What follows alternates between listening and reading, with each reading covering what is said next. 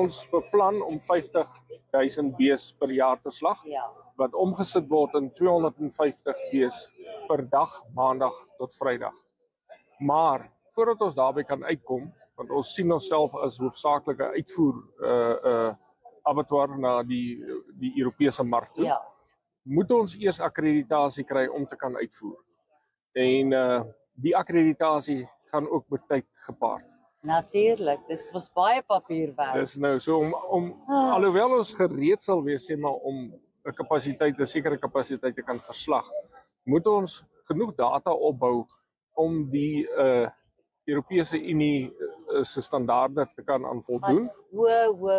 Uiters hoë standaarde is. En dan moet daar basies 'n 3 maande periode ook verstryk om te sien of ons hierdie standaard en die kwaliteite kan handhaaf, en eers daarna kry ons dan uitvoer sertifisering.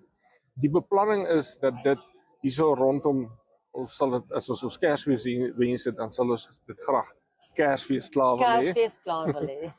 En dan daarna sal ons seker die eerste 2 maande is gewoonlik nie die goeie maande van die beesbemarking siklus in Namibië nie. Dis maar blootgewoon omdat dit nog nie gereën het daai tyd nie, en daar is natuurlik dan nou nie bees wat op die veld afgerond kan word in 'n goeie kondisie is nie.